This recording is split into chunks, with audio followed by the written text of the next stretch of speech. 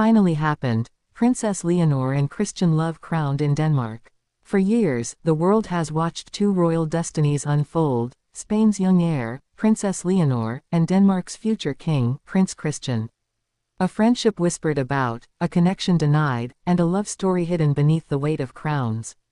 But what if I told you that all the secrecy, the royal denials, the silences, and the distance have led to this very moment? Because today, history was not just written, it was felt. Princess Leonor and Prince Christian's love has finally been crowned in Denmark. This is the moment Spain and Denmark will never forget. This is the story of two hearts that defied kingdoms. 1. The world holds its breath. Copenhagen woke up in awe. The winter air shimmered with gold and white as church bells rang through the city. The royal palace gates opened, and suddenly, there she was. Princess Leonor of Spain, radiant in a gown that carried centuries of history. The long, embroidered veil whispered of tradition, while the tiara, Queen Letitia's own wedding crown, symbolized a mother's quiet blessing. Standing at the altar was Prince Christian of Denmark, his eyes steady, filled with emotion that no royal training could hide. For a moment, time stopped. Two nations watched, and every heartbeat seemed to echo one truth: love had conquered duty. 2. How did we get here? To understand this moment, we have to go back to where it all began. It wasn't in the spotlight. It wasn't during an official visit. It started quietly, back in their teenage years, when royal gatherings brought them together. Two heirs, raised under the same pressure, learning how to smile under cameras, how to hide their true feelings beneath protocol. Reports say it was at Queen Margrethe's 80th birthday celebration that the first spark was noticed. Leonor, just 16, had already begun her royal training in Spain. Christian, the young Danish prince, was still finding his path. Yet their chemistry was undeniable, even the royal aides whispered it. Still, royal life demands silence. And for years, their connection was buried under diplomatic restraint. Every look was analyzed, every gesture debated. But love, real love, does not fade. 3. The secret years. Between 2020 and 2024, both royals matured publicly. Leonor took her oath to the Spanish Constitution, marking her role as the future Queen of Spain. Christian began representing Denmark in state duties. The distance between Madrid and Copenhagen was more than physical, it was political. Both families understood the weight of their union. For Spain, it meant a new alliance with a northern monarchy. For Denmark, it meant merging two powerful royal narratives. And yet, behind palace walls, they stayed in contact. Private visits disguised as diplomatic briefings. Shared royal charity events that just happened to overlap. A quiet loyalty that never faded. Then came the turning point, late 2024. The Spanish press leaked photos of Leonor visiting Denmark under the radar. For the first time, speculation turned into certainty. Something was happening, something real. 4. Royal tensions and family emotions.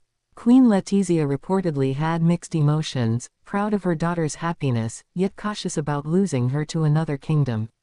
King Felipe, on the other hand, understood the magnitude. A royal union of love, not politics, could redefine Spain's monarchy.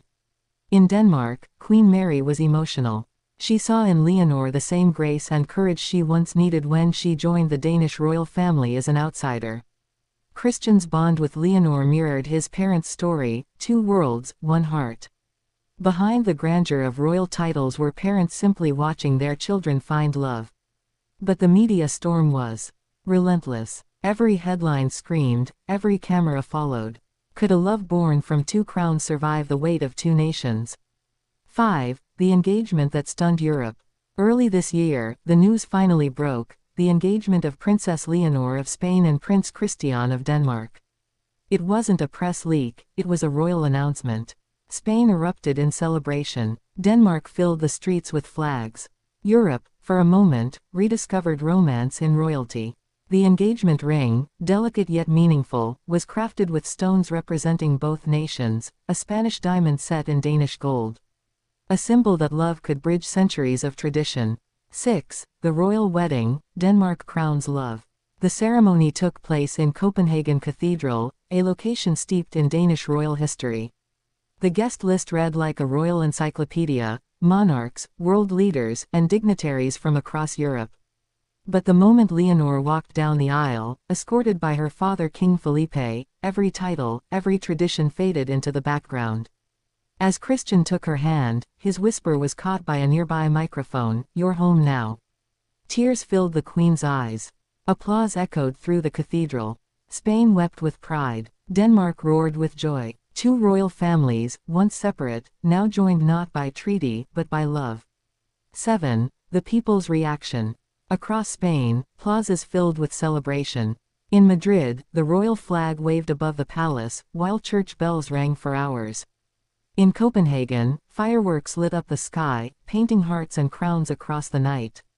Social media exploded. "Europe believes in love again," one comment said. "This isn't just a royal wedding, it's history reborn." Even critics who once doubted their connection now called it destiny fulfilled. 8. Behind the glamour, Leonor's promise. After the ceremony, Leonor made a quiet but powerful statement: she would continue serving Spain, even as she became Princess of Denmark by marriage. Her dual dedication reminded everyone why she is loved, not just as a royal, but as a woman of principle. Christian supported her fully, saying, "Leonor's strength is what inspires me. We are partners in every sense: heart, duty, and purpose." The couple's first act as newlyweds was to launch a joint foundation focused on youth leadership across Europe, a nod to their shared values and the future they're ready to build together.